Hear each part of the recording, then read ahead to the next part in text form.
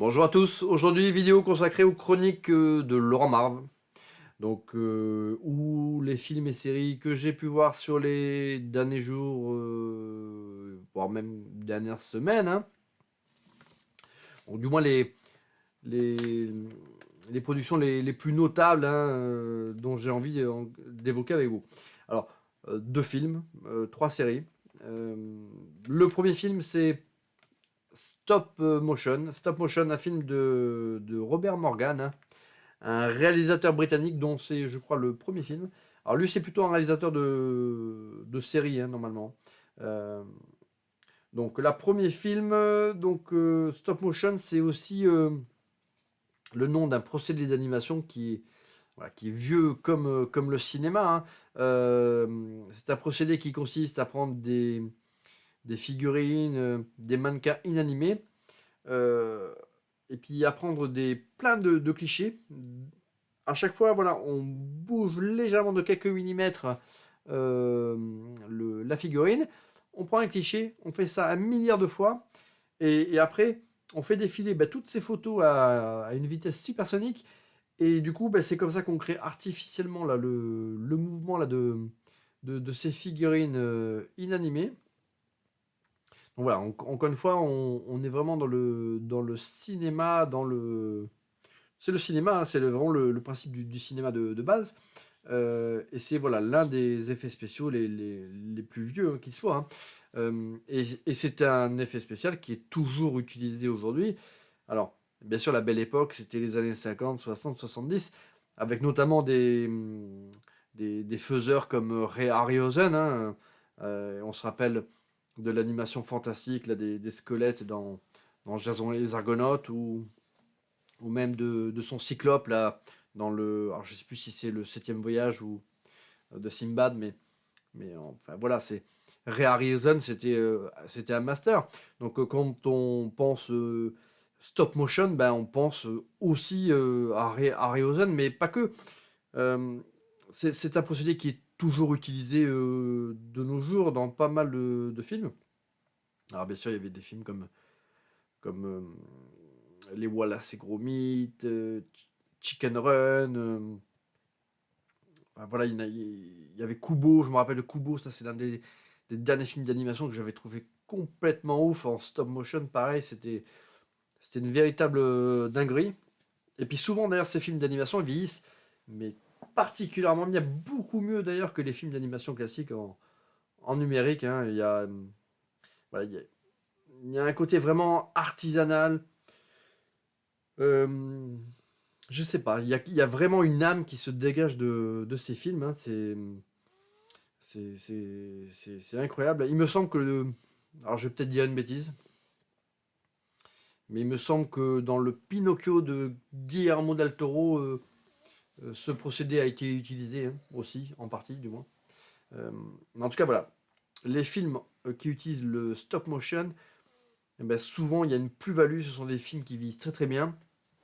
Et, et voilà, et associé en plus à une histoire du tonnerre, voilà, ce sont des films qui deviennent très vite intemporels, hein. Voilà, contrairement encore une fois aux films numériques qui vivent très très mal à l'œil, comme la plupart des productions Disney par exemple. Voilà. Donc Stop Motion, donc film sorti en 2003, 2023-2024. Ça parle bien sûr donc de ce procédé-là, puisque l'héroïne que l'on suit aide sa mère qui est confrontée à de gros problèmes d'arthrite au niveau des articulations, si bien qu'elle ne peut plus d'ailleurs utiliser les- la motricité de ses doigts, hein. Donc elle ne peut plus elle-même actionner ses figurines. Elle a vraiment besoin d'une assistante permanente avec elle, voilà, voilà, pour prendre les photos, pour bouger les figurines. Donc c'est sa fille qui joue le rôle d'assistante et puis qu'elle tyrannise, hein. On, on voit que. Alors, est-ce que c'est parce qu'elle se sent impuissante, incapable, et que du coup, elle s'en prend à sa fille qui. Enfin, en tout cas, elle se comporte vraiment comme une tyran, hein. Elle laisse aucun. Elle lui laisse aucune liberté, aucune marge de manœuvre. Voilà, elle se sert de sa fille comme si c'était finalement l'extension des membres qui, à elle, lui font défaut. Euh, alors, sa fille était prise de la même passion que sa maman, mais en fin de compte, on ne sait même pas si c'est une passion qui est née naturellement ou si finalement euh, elle ne le fait que par contrainte imposée par sa maman, en fait.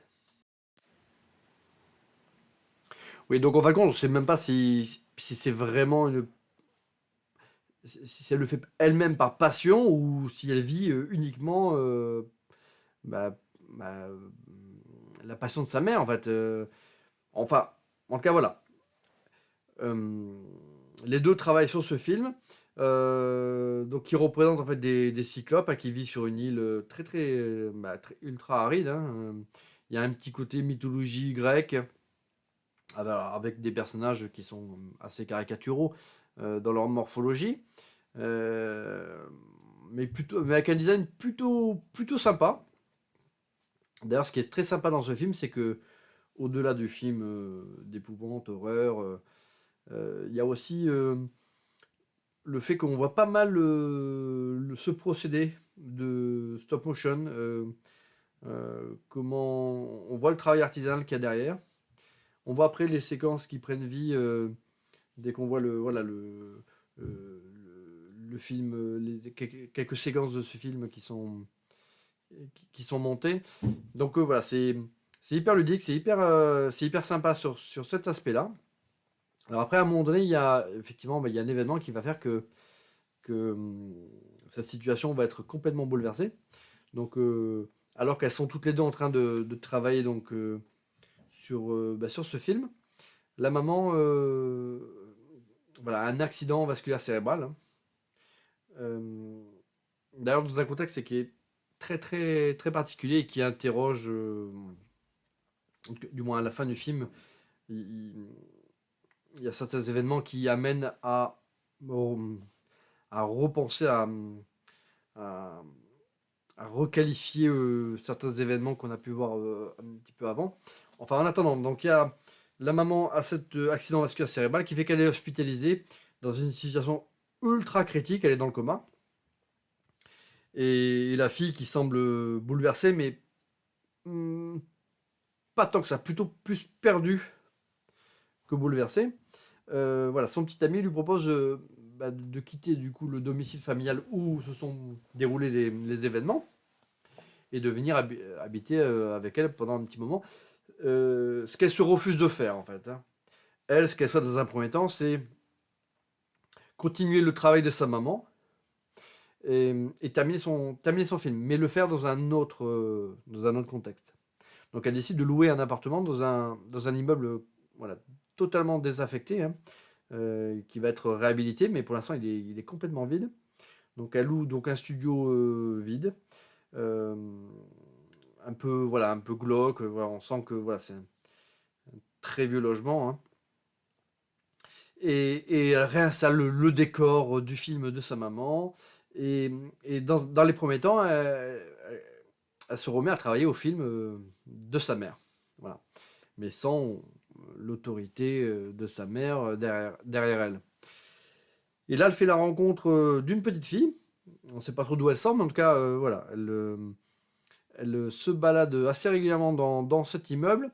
Et cette petite fille est intriguée par cette jeune femme là qui vient de louer ce studio et qui travaille sur quelque chose qui semble complètement passionnant pour cette petite fille. Euh, et, et cette petite fille, elle a quelque chose de relativement troublant d'ailleurs dans sa manière de parler, de se comporter.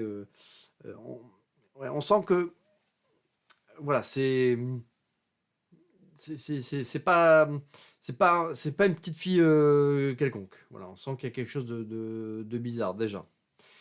Et très rapidement, la petite fille met dans la tête de notre personnage principal que elle devrait plutôt travailler sur un autre film plutôt que de continuer à travailler sur un projet qui n'est pas le sien et qu'a priori et pour lequel a priori elle n'a pas non plus de passion. Hein. On sent bien qu'elle n'est pas passionnée par l'histoire que voulait retranscrire sa maman.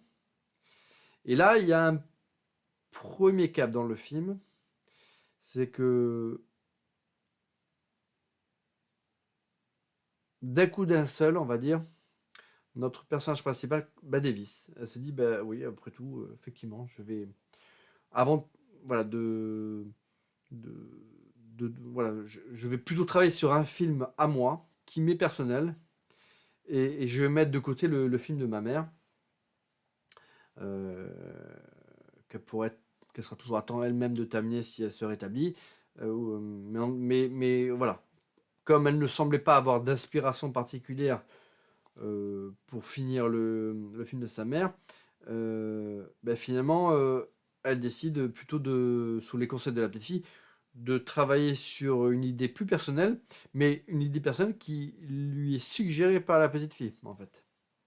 Mais voilà, ce qui est troublant, en fait, c'est que plutôt que de mettre de côté le projet de sa mère, elle décide de tout jeter, en fait. Les décors, les figurines, tout, elle balance tout à la poubelle. Donc, quelque part, il y a vraiment un décalage. Sa mère est hospitalisée, qu'elle veuille travailler sur un film plutôt personnel, ne serait-ce que pour se changer les idées, pour éviter éventuellement de ressasser des idées négatives, euh, voilà, qui serait voilà, la manifestation de son inquiétude vis-à-vis de sa maman. Mais non, elle balance tout, elle jette tout, elle tire un trait sur tout en fait. Et donc déjà on se dit, oh là, il y a un truc il y a un truc qui est pas net en fait. Et puis surtout pour raconter une histoire qui est complètement barrée, parce que l'idée que lui suggère la petite fille, c'est de raconter l'histoire d'une petite fille qui est perdue en plein milieu des bois et qui est pourchassée par un individu plus ou moins démoniaque, un monstrueux, et qui veut la zigouiller, quoi. Donc, voilà, c'est une histoire, mais ultra glauque. En plus, la petite fille lui met dans la tête que pour que son histoire fonctionne à l'écran, à l'image, il faut qu'elle utilise des matériaux vivants, hein, donc des squelettes d'animaux morts, de la chair d'animaux morts, enfin, c'est ultra glauque. Donc là, on se rend compte voilà, qu'il y a un truc qui est pas net et que ce que l'on voit, en fait, on le voit par les yeux donc, de l'héroïne, mais il y a comme un filtre qui fait que finalement, ce n'est pas exactement la vérité que l'on voit, mais, mais on est dans la tête de l'héroïne qui, elle, voit le monde voilà, avec un filtre, hein, comme si elle était en plein trip hallucinatoire. Donc voilà, le film, il a un côté clipesque, mais voilà, je suis pas sûr d'avoir tout saisi. Voilà, il est très cryptique. Il y a un final qui est particulièrement violent, hein, glauque. On est même quasiment dans le gore, hein. Euh, mais voilà, il y a quelque chose qui est, je pense, raté. Parce que effectivement, un film ne doit pas forcément donner tous les éléments, voilà, de compréhension, mais il doit quand même donner suffisamment d'informations pour qu'on puisse nous-mêmes reconstituer le puzzle ou autre. Là, il y a trop d'absence, ne serait-ce que sur le passé du personnage principal, sur sa relation avec sa mère, sur voilà, il y a plein de choses qui font que du coup on comprend pas en fait. Et le final, bien qu'il soit choquant, bien qu'il y ait une forme de retournement on va dire de situation, mais voilà, je pense que le film est mal foutu. Voilà, c'est, il est formellement, visuellement, il est plutôt joli, plutôt bien filmé, même s'il n'y a pas de folie en termes voilà, de montage, de plans, choses comme ça. C'est un film qui est plutôt propre, plutôt bien filmé. La colorimétrie, la photographie, tout ça, c'est plutôt pas mal. Mais je pense qu'on n'était pas loin voilà, d'une petite pépite. Mais je pense qu'au niveau du scénario, de l'évolution de la dramaturgie, ça va pas. Alors les personnages sont plutôt bien campés, l'héroïne, la petite fille, tout ça, ça joue bien. Mais voilà, un film beaucoup trop cryptique et une fin, voilà, avec du style, certes, mais on se dit, ouais, bon, ben, on comprend pas trop le sens en fait. Alors, on imagine à peu près ce qu'a voulu raconter le scénariste, euh, mais voilà, il y a trop de manquements pour que ça en fasse un bon film. Donc voilà, Stop Motion, un film intéressant, un film visuellement satisfaisant, ludique, bah, parce que aussi, bah, voilà, euh, le fait de voir bah, tout le travail sur la stop motion, tout ça, c'est vrai que c'est sympa, hein. Mais par contre, c'est un film concept avec un scénario quand même beaucoup trop bancal, trop de trous scénaristiques, je trouve. Et puis surtout, voilà, c'est un film qui est beaucoup trop long par rapport à ce qu'il a à raconter, hein. C'est un film qui aurait bien fonctionné dans un format court métrage, alors que là, il est beaucoup trop long. Alors je sais plus combien de temps il dure, mais voilà, il est beaucoup trop long par rapport à ce qu'il a à dire. Voilà, donc un film qui laisse quand même sur une note. Voilà, c'est un peu décevant. Stop motion, c'est quand même décevant. Voilà. Après, deuxième film que j'ai vu, que j'ai rattrapé, c'est Vincent doit mourir, donc un film franco-belge, une production franco-belge. Un film de Stéphane Castan avec un casting de jeunes acteurs que je ne connais pas, hein, que j'ai découvert avec ce film. Donc c'est un film de genre, une petite production comme on en fait quand même assez souvent en France et en Belgique, hein, euh, qui revisite le genre, on va dire, du zombie, de l'épidémie aux proportions voilà, mondiales. Alors, là, en l'occurrence, l'histoire, c'est Vincent, c'est un homme qui a la trentaine, qui travaille dans des bureaux. Alors, je crois que il me semble que c'est dans le domaine publicitaire. Ou, enfin bon, je sais pas si c'est véritablement dit. En tout cas, j'ai pas spécialement prêté attention, mais il me semble que c'est ça, c'est dans le domaine publicitaire. Et, et qui est confronté dans le cadre de son travail, dans un premier temps, à des agressions envers sa personne. C'est-à-dire que il se rend compte que il y a des gens qui, à un moment donné, dévissent et sont pris d'une frénésie meurtrière envers lui. Et, et après réflexion, il se rend compte que souvent, ce sont des personnes avec qui il a croisé à un moment donné le regard, et avec lesquelles il a eu un regard peut-être un peu plus appuyé. Et ce qui fait qu'à un moment donné, il se rend compte qu'il y a quelque chose dans le regard qui change. Et les gens là, ils dévissent complètement. Et ils n'ont qu'une seule obsession, c'est de le tuer par tous les moyens. Et ils perdent totalement le contrôle jusqu'à ce que il y ait une distance qui s'opère entre les deux protagonistes. Et là, la personne prise de la frénésie meurtrière, va dire, redevient elle-même. Mais voilà. Euh, c'est un film je trouve, est très inégal en fait. Le premier tiers du film, notamment quand Vincent est confronté aux premières agressions, est plutôt cool. Alors, bien que il y a un petit côté mélange des genres dont je suis pas toujours très, très friand. C'est-à-dire que le film il fonctionne bien parce qu'il est hyper réaliste.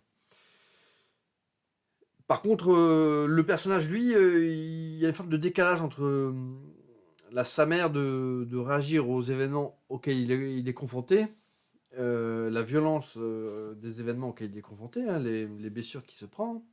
Et lui, parfois, il réagit, il est un peu apathique, il est. Voilà. C'est pour moi, d'ailleurs, l'un des gros défauts de ce film, c'est vraiment son personnage principal voilà, qui a des réactions qui sont pas toujours très, très, très normales. Enfin, voilà, dans les premiers temps du film, c'est presque, ça tombe presque dans la comédie, hein. Il, il- il est tellement apathique, il est tellement passif sur les événements que on se dit c'est pas possible, quoi. On aurait presque envie de le taper en fait. Nous-mêmes, voilà, je veux dire, ça nous fait presque rire de le voir se faire agresser, quoi. Bon, bref. Après, par la suite, ça s'arrange pas forcément. Mais enfin, le concept est plutôt cool. C'est-à-dire que c'est comme si on avait tous en nous, hein, une sorte de virus, mais passif, et, euh, et confronté au regard d'un individu, il réagit. Et du coup, il prend possession, on va dire, de notre corps et il nous amène à avoir des comportements meurtriers, incontrôlables. Euh, alors, au départ, Vincent pense que. Bah déjà, il se pose des questions, il se demande voilà, si ce sont pas des. C'est pas le hasard, et après il se rend compte que finalement, si, c'est lui qui génère indirectement euh, ses réactions. Et après, par le net ou autre, il se rend compte que finalement, il y a d'autres individus qui sont confrontés à la même problématique que lui. Et puis après, bon, plus le film se déroule, plus on se rend compte que ce qui ressemble à une épidémie est en train de se déployer sur tout le territoire. Bon.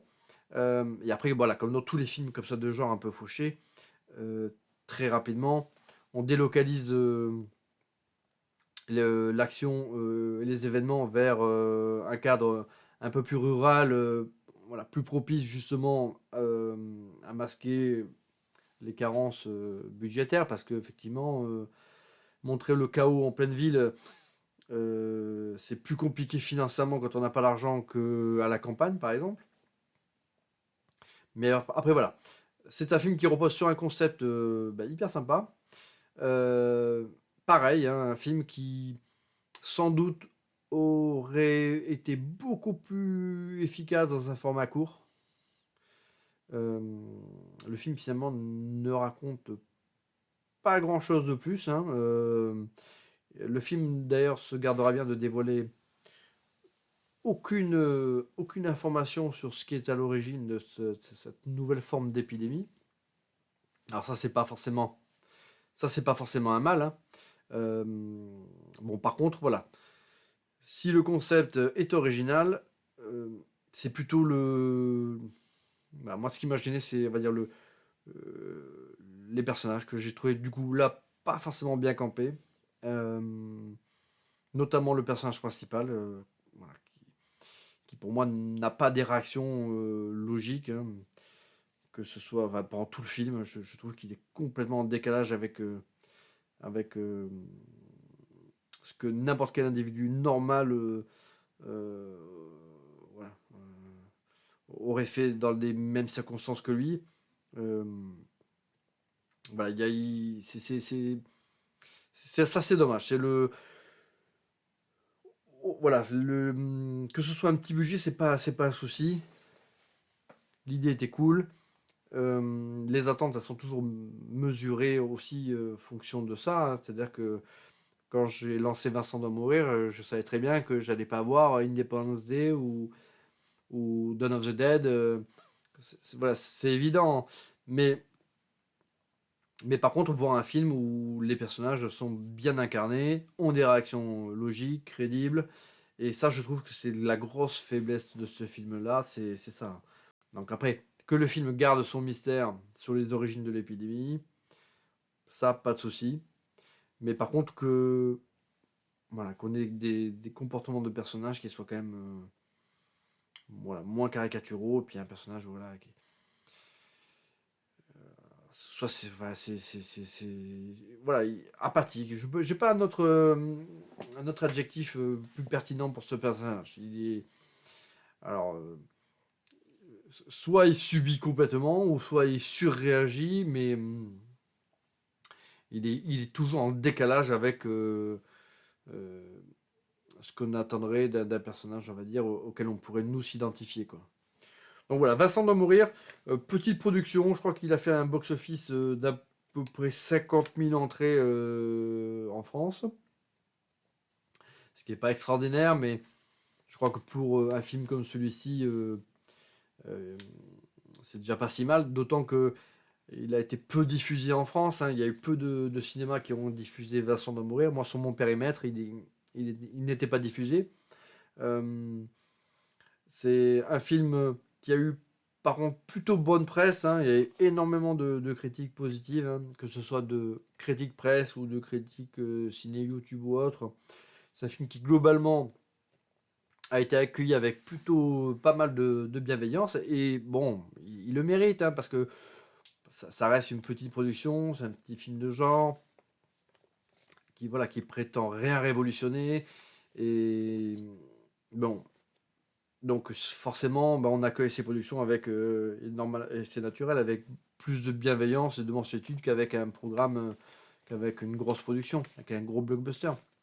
Bon, pour autant, voilà, on n'était pas loin, voilà, de vraiment d'une petite pépite. Si on avait eu des personnages mieux campés.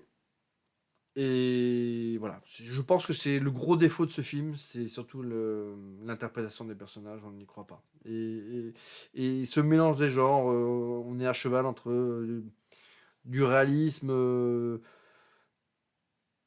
et puis cette comédie. Je, je, je pense qu'on aurait dû rester vraiment à fond dans le premier degré. Euh, voilà, c'est.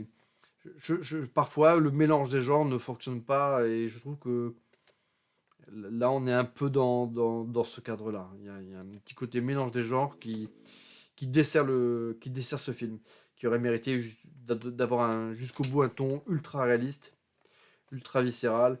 Euh, alors, et après qu'on n'ait pas tous les éléments de réponse, c'est pas gênant, parce qu'après tout, bon bah, on- on découvre les événements comme le personnage les découvre, et à ce moment-là, bah, il a personne pour lui donner d'explications sur ce qu'il vit, sur ce qu'il traverse, sur ce qui se passe à l'échelle nationale. Euh, mais voilà. Donc Vincent d'en mourir, voilà, petite déception quand même.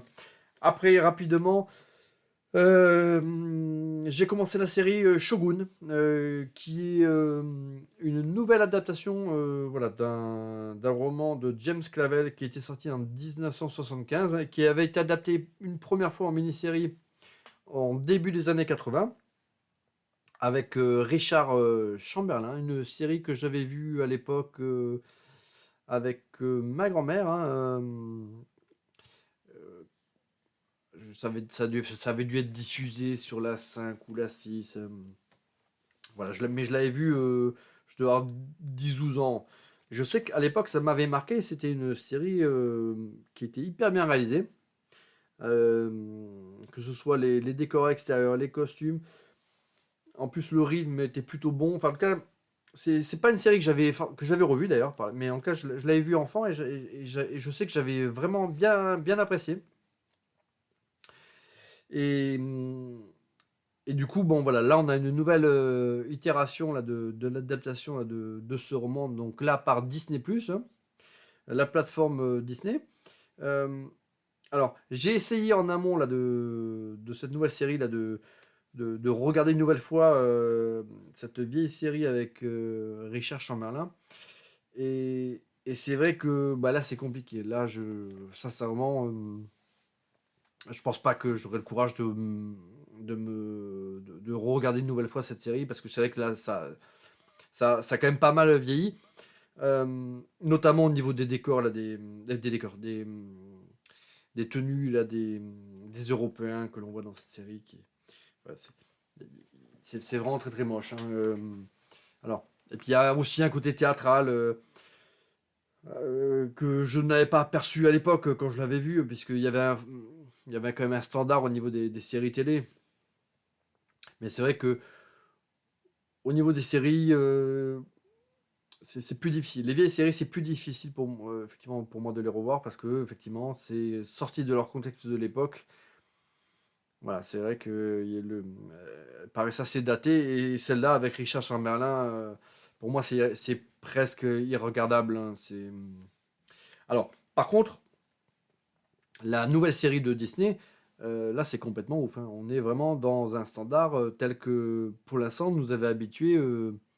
HBO. D'ailleurs, ça, voilà, ça aurait pu. Si on m'avait dit que c'était une série produite par HBO, je l'aurais cru, hein, parce qu'on est vraiment dans le même niveau de qualité. C'est assez ouf, hein. C'est vrai que Shogun, nouvelle version, c'est la mise en scène, la photographie, les acteurs, l'ampleur cinématographique de la série. C'est vraiment on est vraiment dans le haut du panier. Voilà, on est au niveau d'une série HBO comme Game of Thrones ou autre, hein. C'est vraiment une dinguerie. Par contre, pour l'instant, j'ai pas vu toute la série, hein. Là où je suis un peu étonné, c'est que le roman a été donc adapté donc, par cette première mini-série des années 80, donc en 5 épisodes. Et quand on regarde le premier épisode de la série avec Richard Chamberlain, donc le premier segment sur 5, on a quasiment la même histoire que dans le premier épisode de la série Disney. Alors que la série Disney compte beaucoup plus d'épisodes, et en plus, a priori, il est prévu même de faire au moins une saison 2. Donc c'est assez étonnant, parce qu'on a dans les deux cas une l'adaptation d'un roman, mais par contre, alors je n'ai pas lu le roman de James Clavell, mais c'est vrai que c'est étonnant. On a une première mini-série avec un premier épisode qui est quasiment repris à l'identique dans la nouvelle série. Et on s'est dit, d'un côté, on a une histoire qui après va être clôturée avec 4 épisodes supplémentaires, alors que là, on en a quasiment le double sur Disney, et on a même une saison 2 qui est appelée. Donc, bon, voilà, curieux de voir. Alors, peut-être qu'il y a eu pas mal, du coup, dans la première série avec Richard Chamberlain, de coupes par la suite, mais en tout cas, c'est marrant de voir que voilà, ça va être marrant de voir à quel moment les deux séries vont vraiment se démarquer. Euh, Parce que vraiment, on a quasiment 2 épisodes jumeaux. Alors bien sûr, avec des qualités visuelles complètement différentes, mais au niveau de l'évolution narrative, c'est ultra fidèle. Bah, il y a quelques petites différences, mais des différences mineures, mais qui sont souvent d'ailleurs pour le mieux d'ailleurs dans la nouvelle série que par rapport à l'ancienne. Mais c'est vrai que voilà, c'est marrant de se dire qu'à la fin du premier épisode de la série Disney, on est à peu près au même épisode que la première série avec Richard Chamberlain, mais que par contre, derrière, il y aura quasiment le plus du double d'épisodes dans la nouvelle série. Donc voilà. Est-ce que. Alors, j'ai pas connaissance qu'il y avait une suite à ce roman-là de James Clavell, mais voilà, étonnant de voir comment les choses vont évoluer. Shogun, bon, bah, qui veut dire général hein, en japonais. Bon, bah voilà, c'est. On est un petit peu, d'ailleurs, je faisais le parallèle avec Game of Thrones, mais c'est un peu ça, hein. C'est c'est une guerre qui va opposer pour plusieurs clans, plusieurs familles japonaises pour la suprématie de l'île, hein. Et puis en parallèle de ça, il y a ces éléments extérieurs, les Européens. euh, enfin voilà, c'est une série en tout cas, j'ai pas tout vu de cette nouvelle saison là, de cette nouvelle série, mais par contre, ce que j'ai vu, c'est passionnant. Autre série que j'ai commencé, que j'ai pas terminé, et qui est complètement ouf. Donc, c'est Le Problème à trois corps, donc série produite par Netflix. Donc là, pareil, hein, on est vraiment dans quelque chose en tout cas dans le haut du panier des productions séries. Donc, Le Problème à trois corps, j'avais été déjà fasciné par la bande-annonce là. Enfin, l'une des dernières bandes annonces, ne serait-ce que par la musique qui était complètement ouf. Et j'ai pas été déçu, hein. Pour l'instant, voilà, j'ai pas encore tout vu, hein. Mais en tout cas, de ce que j'ai vu, le rythme.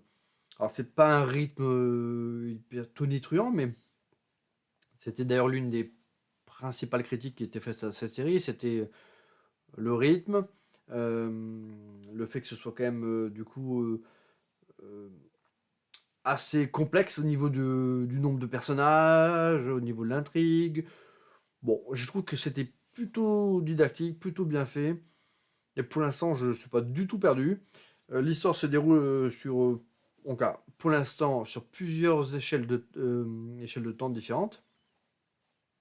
Je trouve que c'est passionnant. Il y a un mystère effectivement qui n'est pas dévoilé au début du film. On sent qu'il y a, voilà, il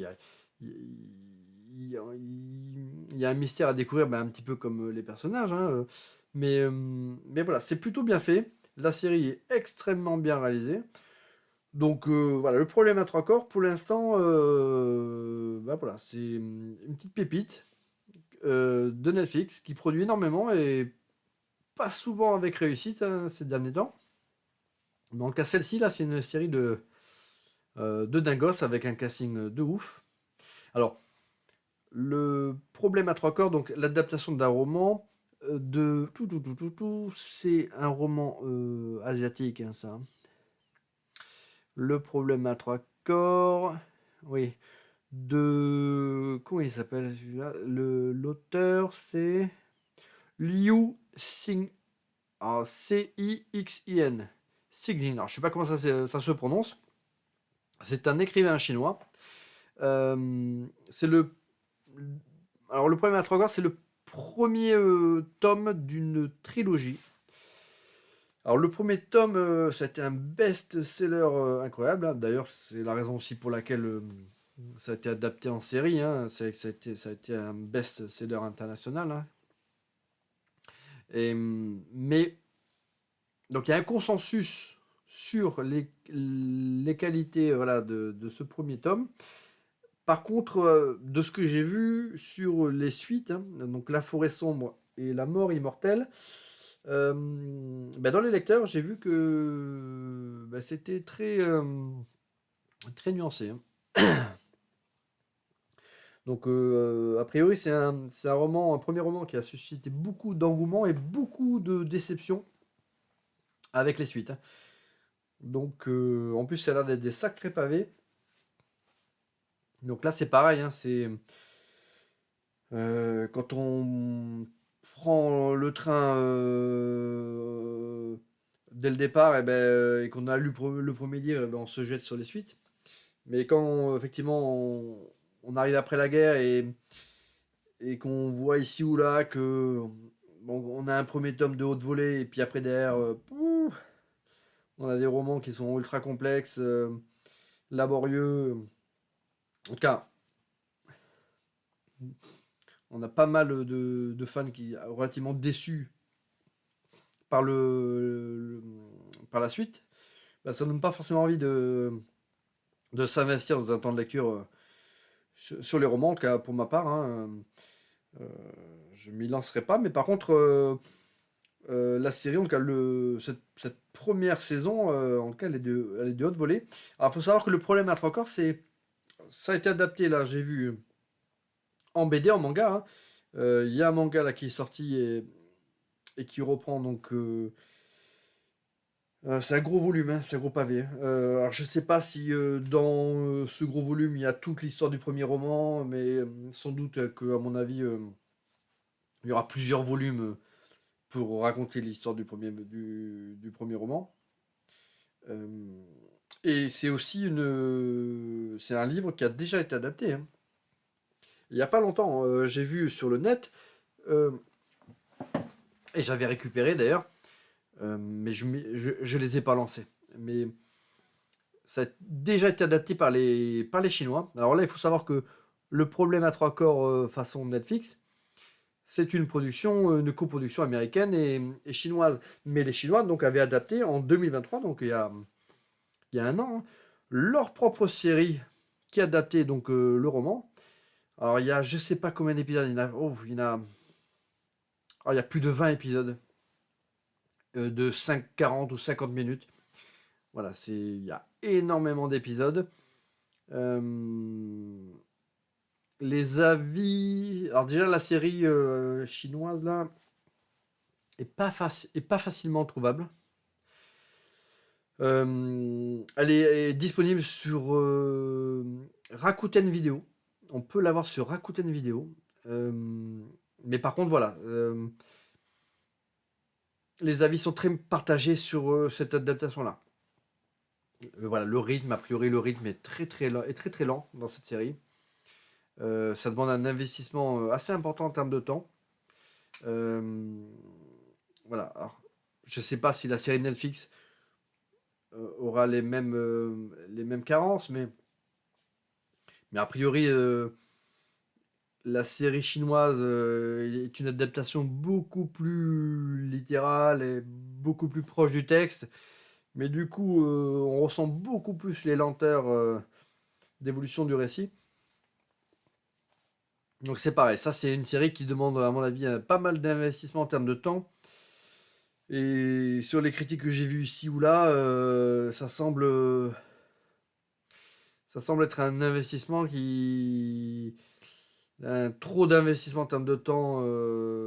Voilà, il y en a pour 30 heures ou 40 heures là, de programme. En plus, j'ai vu que les effets spéciaux étaient pas ouf.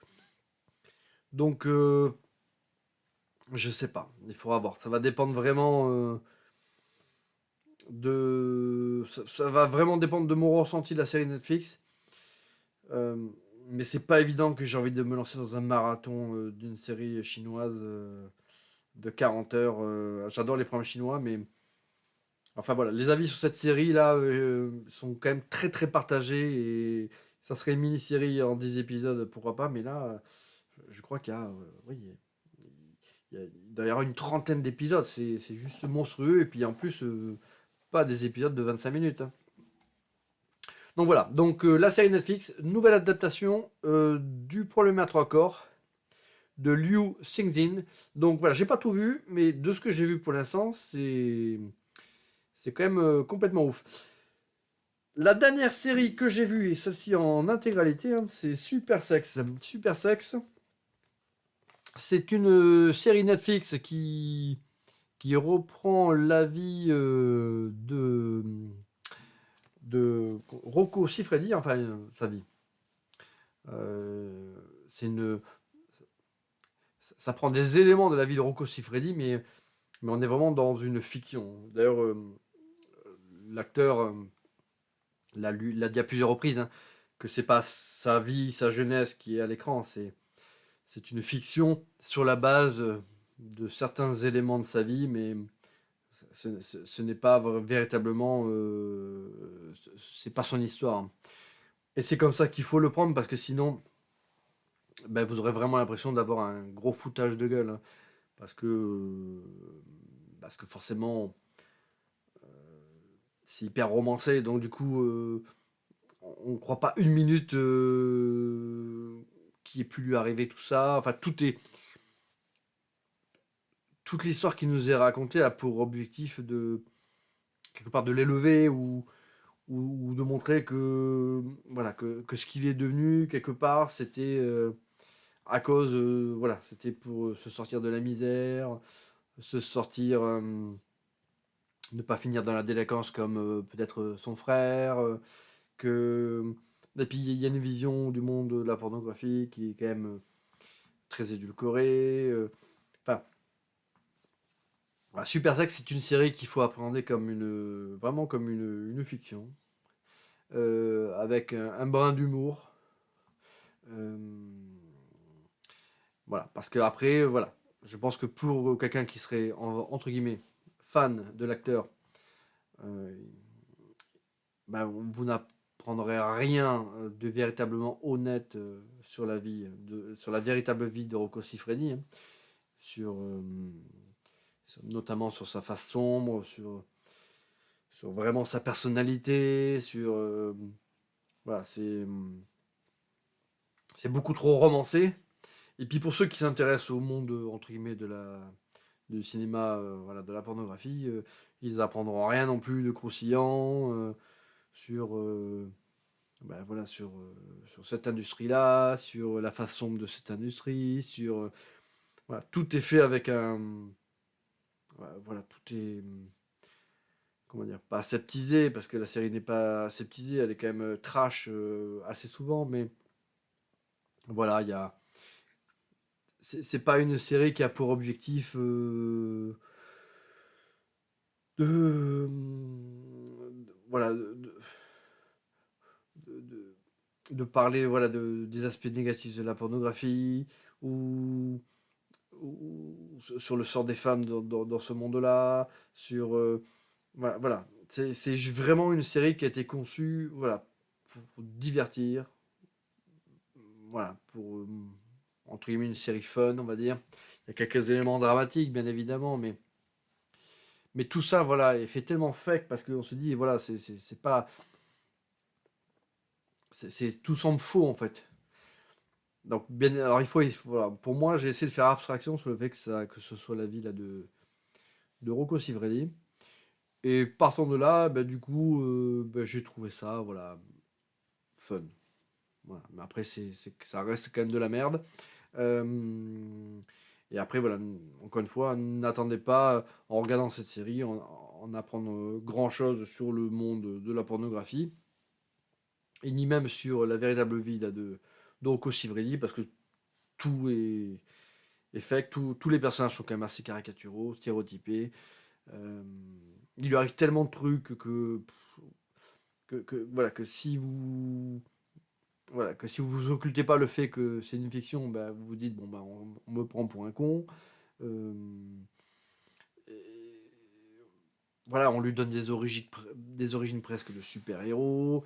Enfin bon bref, c'est en marchant petit le long d'une route, il y a un camion qui passe, il y a un magazine, un roman pornographique qui tombe sur le bas-côté, il le ramasse, et puis ça raconte l'histoire d'un mec qui s'appelle Super Sex. Et du coup, bon, bah, à ce moment-là, il a le déclic, il se dit, ben moi, c'est ce que je veux faire dans la vie. Enfin bref, on veut lui prêter des origines plus ou moins super-héroïques. Son super-pouvoir, c'est d'avoir un bras d'enfant entre les jambes, machin. Enfin bon, bref.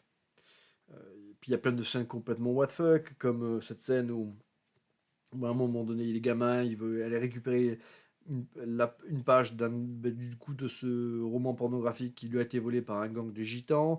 Euh, voilà, arrivé là-bas sur place, euh, au lieu de se faire molester, hop, eux là-bas ils décident, pour lui donner une leçon, euh, de lui baisser son fut et puis à tour de rôle, et hop, il le tire le kiki.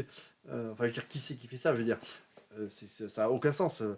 Je veux dire, enfin, j'ai jamais vu moi des gitans euh, pour vous donner une leçon, vous baissez le fut et puis s'amuser à vous tirer le kiki. Euh, voilà pour. Enfin, enfin, y a que des trucs complètement un peu what the fuck comme ça. Bon voilà, Super Sex de Matteo Rover. Alors Matteo Rover, c'est un réalisateur que je connais parce qu'il a fait un film qui était plutôt cool. Euh, ou il, comment il s'appelle en tout cas, c'était Romulus et Remus en français. Et en anglais, c'était. Je vais vous dire ça. Il Primorei, ou un truc comme ça, ouais. Il Primore. Voilà. C'est un film qui est sorti en 2019. Donc un film italien, hein. Et donc il raconte les histoires donc l'histoire de la fondation de Rome avec Romulus et Rémus, mais une vision voilà très réaliste. Donc on sort de la vision très hollywoodienne, tel qu'on a pu le voir dans les vieux péplums.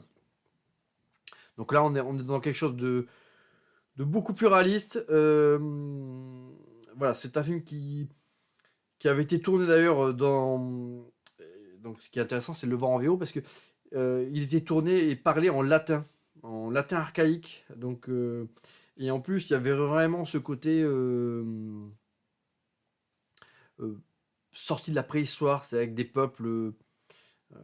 Voilà, là, on n'était pas dans la Rome antique, quoi. C'est vraiment des peuples un peu comme la série d'Amazon, hein. Il y a une série Amazon, je crois qu'il s'appelle Romus et Remus, pareil, qui est excellente, hein, et pareil, hein, et qui montre ces premiers peuples qui vivent donc dans cette péninsule ibérique, hein, mais avec une culture qui s'apparente presque à voilà à des peuples qui sortent de la préhistoire, hein.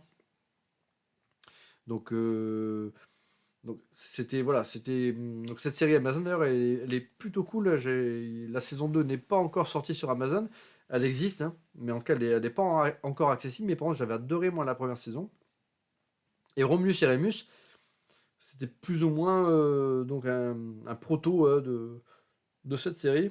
Donc voilà, avec vraiment donc du coup un contexte historique plausible de la fondation de Rome. Et voilà, le film était plutôt bien filmé. Il comportait quand même des petits problèmes de rythme. Voilà. Tout n'était pas parfait. Le rythme de ce film était voilà.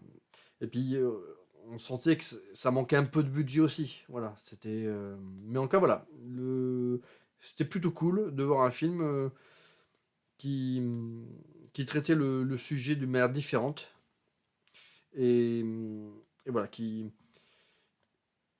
essaie voilà de revenir voilà au fondement là du mythe et surtout essayer de retrouver voilà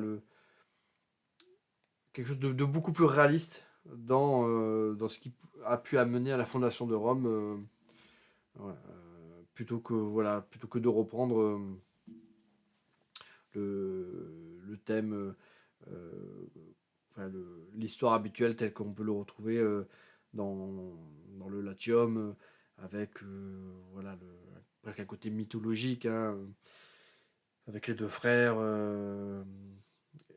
voilà les deux bébés les loups machin enfin, voilà il y avait vraiment un côté très mythologique dans la fondation de Rome et là on sentait qu'il voulait quand même revenir à quelque chose de très très réaliste donc voilà le Matteo Rovere, moi je l'ai connu sur ce film-là qui était plutôt pas mal et dans lequel avait également joué Alejandro Borghi qui incarne